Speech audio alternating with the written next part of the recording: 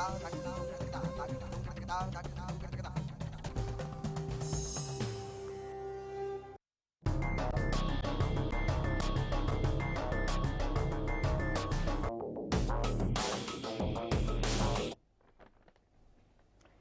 देख रहे हैं आप स्पेशल रिपोर्ट। आपके साथ मैं हूं रेणु कैलाश। बिहार में नीलगाय और हिमाचल में बंदरों के आतंक से बढ़ती परेशानी के बाद सरकार की ओर से जानवरों को मारने के भी आदेश दिए जा चुके हैं। ऐसे में प्रदेश में आवारा पशुओं की वजह से होने वाले हादसों को देखते हुए मनोहर सरकार ने भी लावारिस पशुओं को हटाने के लिए अब डीसी स्तर पर 50 लाख रुपए देने के आदेश दिए हैं।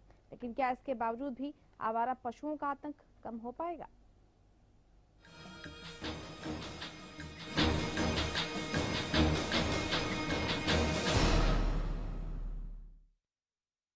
सरकार की ओर से आवारा पशुओं पर सख्ती देखने को तो मिल रही है, लेकिन आवारा पशुओं से बढ़ती परेशानी कम होने का नाम नहीं ले रही। फरीदाबाद के सरकारी अस्पताल में मरीजों से ज्यादा आवारा पशु देखने को मिलते हैं और जब सीएमओ से बात की जाती है तो वो पूरे मामले से पल्ला झाड़ते नजर आते हैं। लावारिस पशुओं पर सख्त सरकार, लेकिन फिर भी अस्पताल में गधों की भरमार। लावारिस पशुओं की वजह से बढ़ रही सड़क दुर्घटनाओं और लोगों को होने वाली परेशानी के बाद सरकार ने अब सख्त रुख अपना लिया है। लावारिस पशुओं को हटाने के लिए अब सरकार की तरफ से हर जिले के डीसी को 50 लाख रुपए मिलेंगे। लेकिन वहीं दूसरी तरफ ये नजारा देखिए। ये नजारा किसी धोबी घाट या किसी सड़क का नहीं, ये नजारा फरीदाबाद के बादशाह खान अस्पताल का है, जहां आवारा पशु खुलेआम घूम रहे हैं।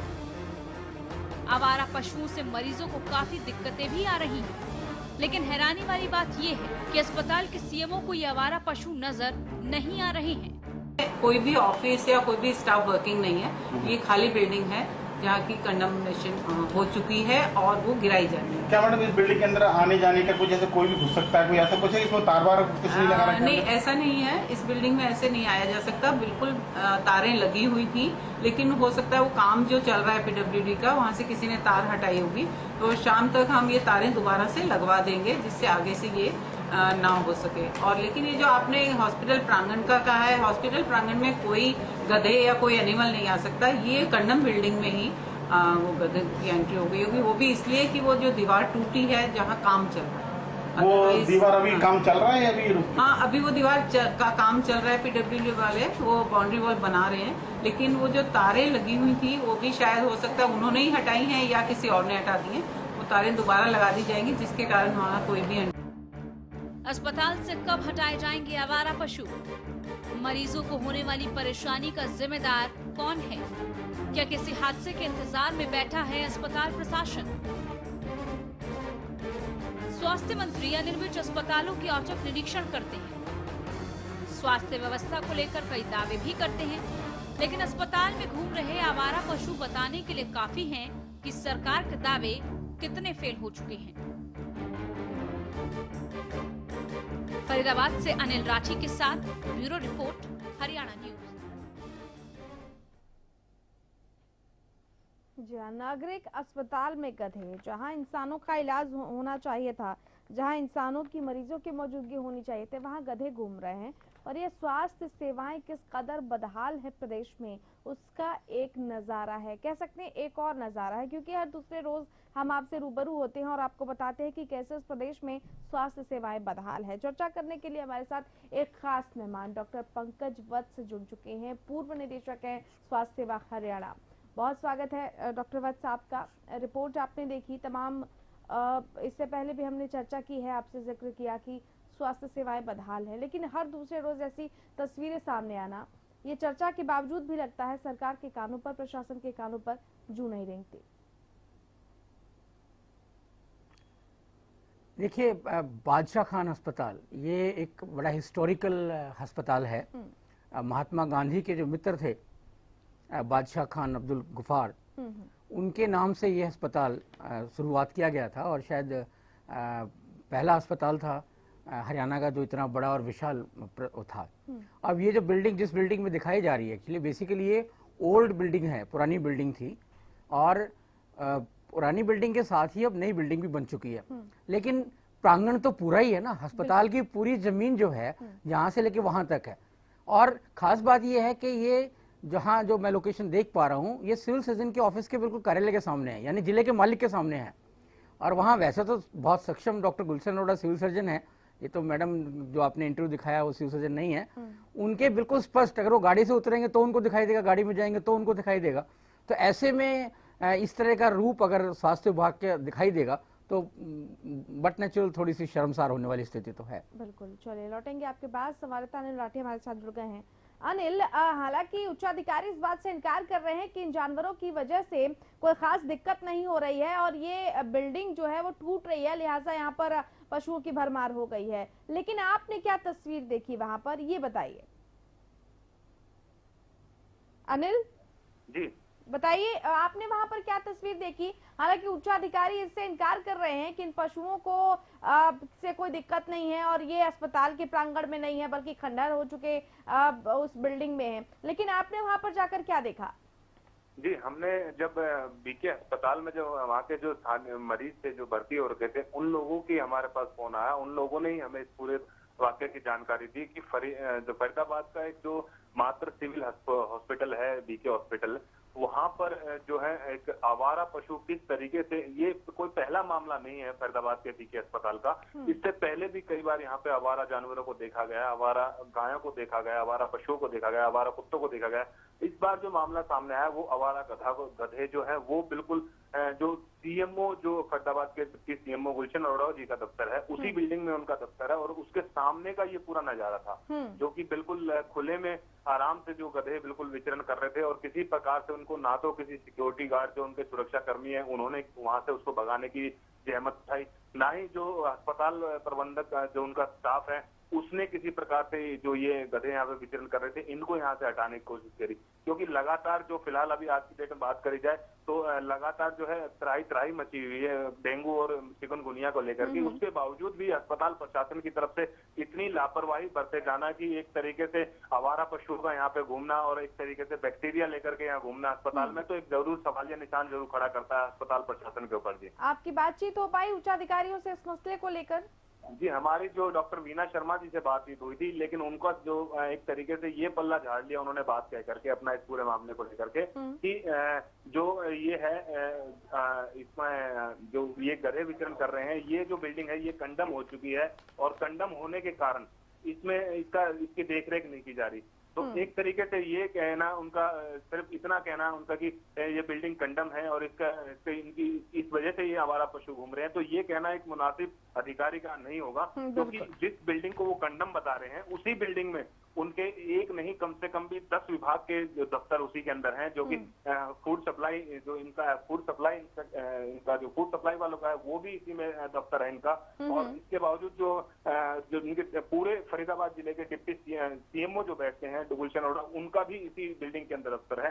सिर्फ इतना कहना उनके लिए उचित नहीं होगा कि ये एक बिल्डिंग कंडम है, इसके चलते यहाँ पे आवारा पशु घूम रहे हैं। चलिए अनिल, बहुत शुक्रिया आपका वस्तु स्थिति से अवगत कराने के लिए, क्योंकि डॉक्टर वीना जो कह रही थी उसके मुताबिक ये बिल्डिंग खाली है, लेकिन आपने चूंकि विस्तार से जानकारी दी कि ये बिल्डिंग कितनी महत्वपूर्ण है। डॉक्टर वत्स क्या कहेंगे? नहीं, इसमें ठीक कह रहे हैं अनिल जी कि केवल वहाँ पे पेशेंट नहीं है, लेकिन पेशेंट के अलावा वहाँ पर बहुत सारे दफ्तर उसके अंदर हैं। और जहाँ तक मुझे याद है, मुझे मालूम नहीं कि ब्लड बैंक शायद नई बिल्डिंग में शिफ्ट हो गया कि नहीं हो गया, ब्लड बैंक भी उसी बिल्डिंग के अंदर था। और वहाँ पे जो ड्रग स्टोर है जहाँ पे सारी दवाइयाँ हैं, वो ड्रग स्टोर भी उस बिल्डिंग के अंदर है। तो वहाँ पे मरीज नहीं है, लेकिन जैसे कि मैंने कहा कि पूरा प्रांगण जो है वो सुरक्षित रहना चाहिए। पूरे प्रांगण में ही मतलब इस तरह की चीजें नहीं होनी चाहिए, क्योंकि बैक्टीरियल इन्फेक्शन तो पूरे प्रांगण में ही रहेगा ना। तो उसके चारों तरफ जो चारदीवारी कई जगह पर नहीं है, चारदीवारी जो है वो नहीं है, उसकी सुरक्षित नहीं है। और दूसरा ये एक और बात है कि इस बिल्डिंग में जब गधे आ सकते हैं तो क्रिमिनल्स भी तो आ सकते हैं ना। तो जब शाम को मरीज जो है, महिलाएं मरीज भी जिसमें है, अगर वो प्रांगण से दूसरे प्रांगण में उसी कैंपस में ही अगर घूम रही हैं, तो ऐसे स्थान पर उनकी सुरक्षा का सवाल भी बड़ा हो जाता है। केवल पशु प्रेम की बात ही नहीं है कि जो अधिकारियों का पशु प्रेम नजर आ रहा है ये कि कोई बात नहीं है, तो ऐसा ही नहीं है, वो प्रांगण में सुरक्षा का एक विषय रहता है। बिल्कुल। डॉक्टर वत्स, स्वास्थ्य सेवाओं की बदहाली आखिर इस प्रदेश में क्यों है? क्या आपको लगता है कि स्वास्थ्य मंत्री की कोशिशें भी नाकाफी हैं, या वो जो कोशिशें करते हैं वो परवान नहीं चढ़ पाती हैं प्रशासनिक अधिकारियों की वजह से? कोई गैप है, कोई लैकनेस है, आपको नजर आ रहा है? एक्चुअली गैप जो है वो पिछली सरकार में एक मिशन डायरेक्टर थे डॉक्टर राकेश गुप्ता, और आजकल वो मुख्यमंत्री के एपीएस हैं, प्रिंसिपल सेक्रेटरी हैं, जो बेटी बचाओ बेटी पढ़ाओ अभियान है। उन्होंने बहुत कोशिश की थी, उन्होंने बाहर विदेश में जाके पीएचडी भी करके आए थे स्वास्थ्य विभाग में, तो उन्होंने विभाग में आमूल परिवर्तन करने की बहुत कोशिश की थी। लेकिन जब हम जाते थे फील्ड में, सारा असेस करते थे, सारा बिल्कुल पूरी असेसमेंट सरकार के पास है कि वास्तव में स्थिति कितनी दयनीय है, ऐसा नहीं कि वाकिफ नहीं है, लेकिन उसको करने में जो सबसे बड़ी परेशानी जो आ रही थी सरकार के पास, वो आ रही थी एक इंफ्रास्ट्रक्चर की कमी और स्टाफ की कमी, डॉक्टर्स की कमी, और डॉक्टर्स ने हर फील्ड में कमी है, उनकी अपॉइंटमेंट में, अडॉकिज्म में। तो मुझे लगता था कि जब Rakesh Gupta ji additional principal secretary हो गए और सीधे सीएम के साथ जुड़े हुए हैं, तो शायद व्यवस्था में परिवर्तन होगा। तो मुझे लगा नहीं कि इस तरह का कोई आभास नहीं हो रहा कि पिछली सरकार और इस सरकार में कार्य में, स्वास्थ्य विभाग में कोई विशेष अंतर आ रहा है। संकल्प शक्ति जरूर है, दृढ़ शक्ति जरूर है, अनिल विज जी चाह रहे हैं ऐसा सब कुछ हो, लेकिन सिर्फ अनिल विज जी के चाहने से हो नहीं पा रहा है, क्योंकि करने वाले तो वही के वही है ना, जो नीचे करने वाले हैं, उसको एग्जीक्यूट करने वाले हैं, वो तो वही के वही रह गए ना। ये तो इसलिए इसमें परिवर्तन नहीं हो पा रहा है। बिल्कुल, ये बहुत अहम बात आपकी तरफ से कही गई है, और इस बीच हम लगातार जो वरिष्ठ अधिकारी हैं इस मसले को लेकर उनसे बातचीत कर रहे हैं स्वास्थ्य विभाग के, लेकिन कोई भी अधिकारी इस पर कुछ भी बोलने को तैयार नहीं है। बहरहाल ये चर्चा जारी रहेगी। वक्त एक छोटे से ब्रेक।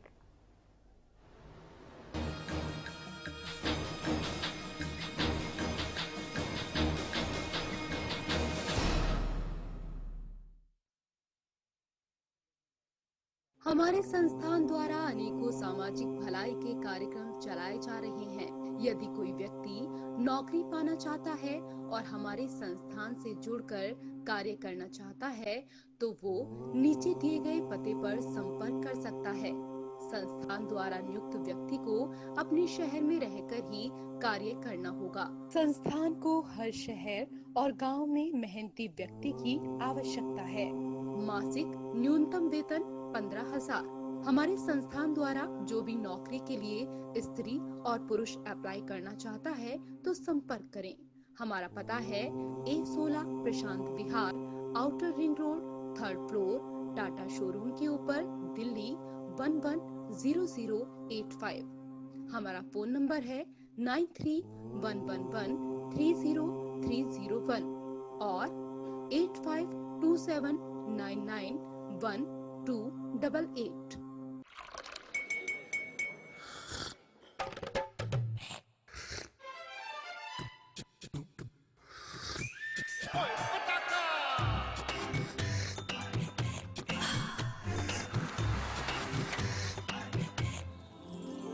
उर्मिला, हेलो हेलो जी, हो जाए। Thank you.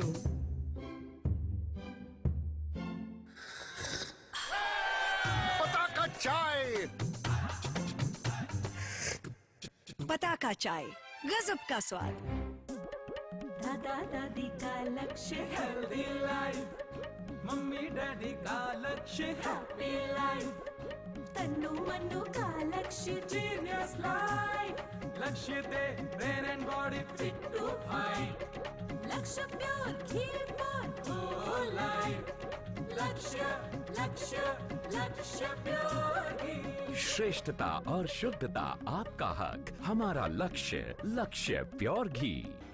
ICS coaching centre. बेरोजगारी से डरते क्यों हो? मैं हूँ ना। ICS कोचिंग सेंटर पिछले 8 सालों से सरकारी नौकरी पाने में एक भरोसेमंद नाम। अगर आप सरकारी नौकरी चाहते हैं तो आप 2 दिन की ट्रायल क्लास ले लीजिए, आपको बेरोजगारी से मुक्ति का रास्ता मिल जाएगा। कैसे पाएं सरकारी नौकरी? हर रोज दोपहर 2:30 बजे।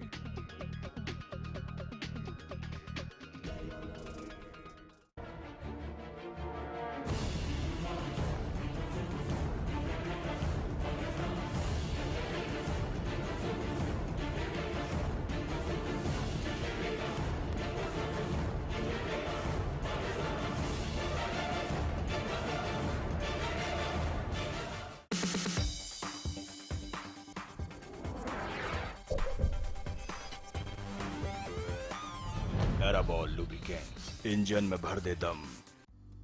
सिरसा में अब खत्म हुआ अंतर्राष्ट्रीय स्तर की शिक्षा का इंतजार। MDLR ग्रुप लेकर आए हैं MDK इंटरनेशनल स्कूल। हरियाणा के हरित क्षेत्र सिरसा में विश्व स्तरीय शिक्षा की खास पहचान। MDK international school Cambridge university London से जुड़े सिरसा के इस पहले रेसिडेंशियल कम डे बोर्डिंग स्कूल के डायरेक्टर हैं कैम्ब्रिज एग्जाम्स के आकलनकर्ता मिस्टर लॉरेंस फ्रे। विश्व स्तरीय शिक्षा के साथ MDK स्कूल में है एयर कंडीशन कैंपस और दूसरी आधुनिक जरूरी सुविधाएं, पुस्तकों से परिपूर्ण लाइब्रेरी और एक स्पेशियस कैफेटेरिया जिसमें बच्चों के लिए मिलेगा हेल्दी खाना। MDK इंटरनेशनल स्कूल की विश्व स्तरीय खेल एवं अन्य सुविधाएं आपके बच्चों का स्वास्थ्य एवं चहुमुखी विकास सुनिश्चित करती हैं। तारकेश्वरम धाम के नजदीक रानिया रोड सिरसा में। अधिक जानकारी के लिए संपर्क करें।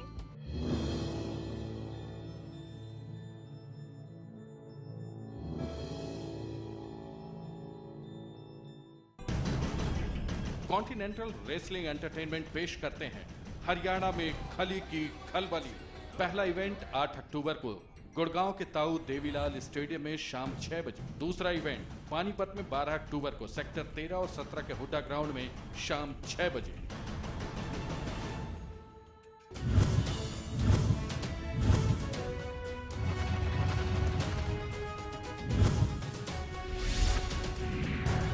छोटी सरकार शनिवार और रविवार शाम 7 बजे।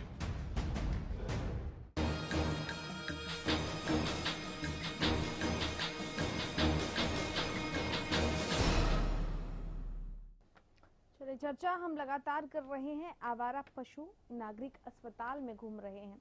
जहां पर मरीज होने चाहिए वहां पर इन आवारा पशुओं की भरमार है और आवारा पशु भी एक बड़ी समस्या है इस प्रदेश के लिए। आप देखते हैं अक्सर घंटों जाम लग जाता है इस वजह से। चर्चा करने के लिए डॉक्टर पंकज वत्स हमारे साथ लगातार जुड़े हुए हैं और बीजेपी की तरफ से रेणु भाटिया भी हमारे साथ जुड़ गई हैं। रेणु जी, आवारा पशु एक बहुत बड़ी समस्या इस प्रदेश के लिए, इनका निदान आखिर कैसे करेगी सरकार? क्योंकि गौरक्षा के बड़े बड़े दावे किए जाते हैं लेकिन हजारों की तादाद में जो आवारा पशु हैं, गायें हैं, वो सड़क पर आपको घूमते हुए मिल जाएंगी। कभी दुर्घटना का कारण बन जाती हैं, कभी दुर्घटना का शिकार खुद हो जाती हैं। फरीदाबाद के नागरिक अस्पताल में भी आवारा पशुओं का साम्राज्य है। रेणु जी, आवाज मिल रही है? हेलो रेणु जी, आवाज मिल रही है आपको? सुन रही है। एक बार आवारा पशुओं की एक समस्या, बहुत बड़ी समस्या प्रदेश के लिए। सरकार गौरक्षा की बात करती है लेकिन हजारों की तादाद में लवारिस पशु गायें सड़क पर आपको घूमते हुए मिल जाएंगे। खासतौर पर अगर गायों की बात करें, कभी दुर्घटना का कारण बन जाती है, कभी खुद दुर्घटना का शिकार हो जाती हैं। और यहाँ तक कि फरीदाबाद के BK अस्पताल जो है वहां पर आवारा पशुओं का साम्राज्य है। क्या कहेंगे आप? हेलो,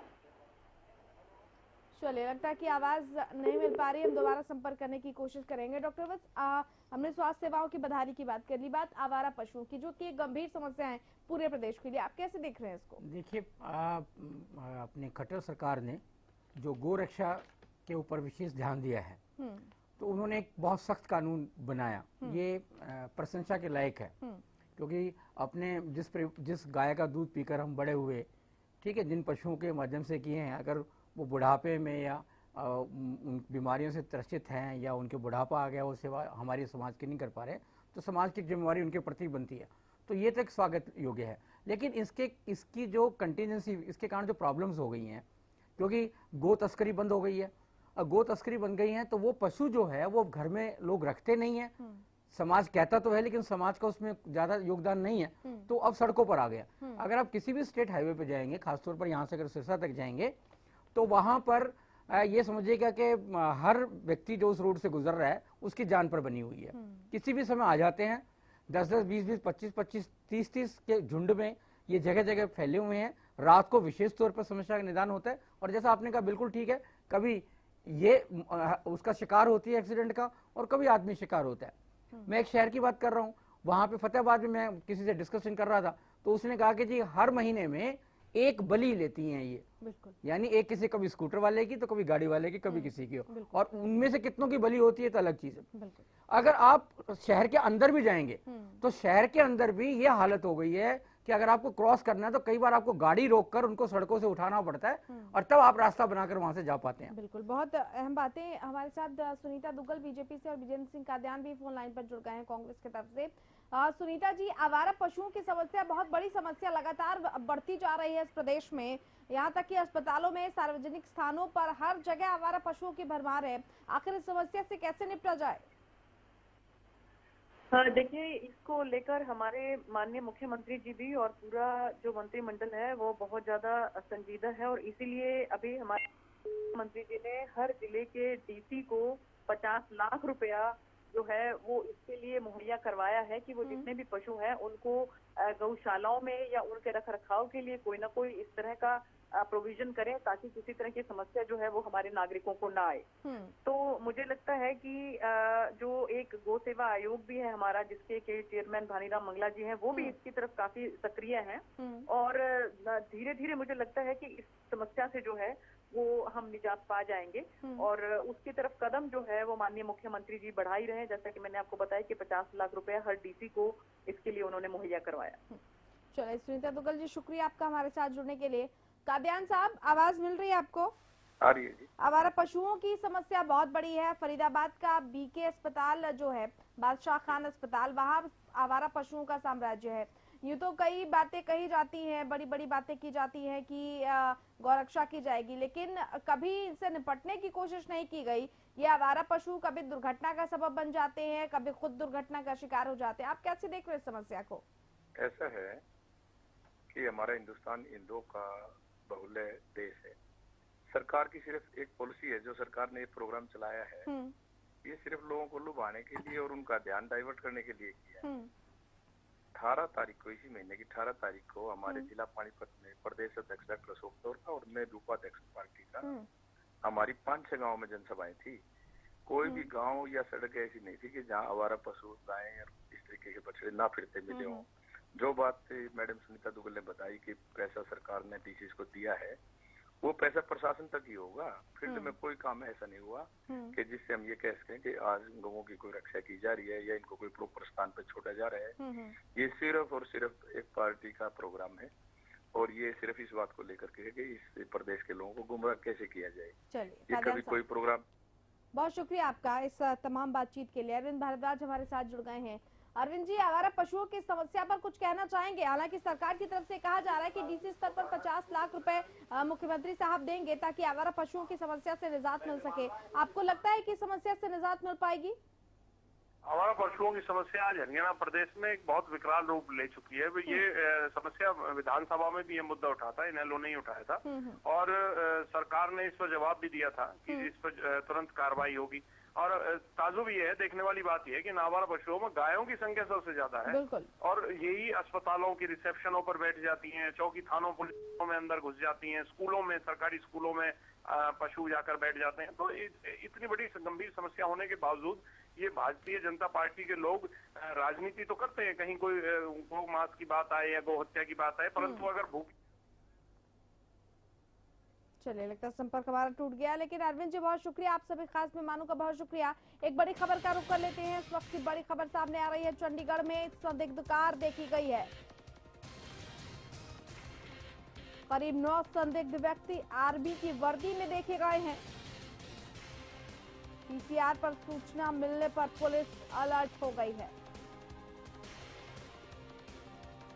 पुलिस सूत्रों के मुताबिक ये तमाम संदिग्ध व्यक्ति हथियारों से लैस हैं।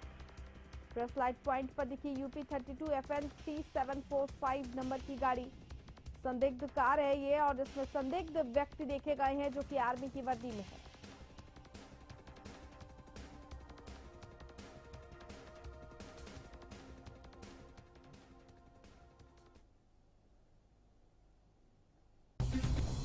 Hãy subscribe cho kênh Ghiền Mì Gõ để không bỏ lỡ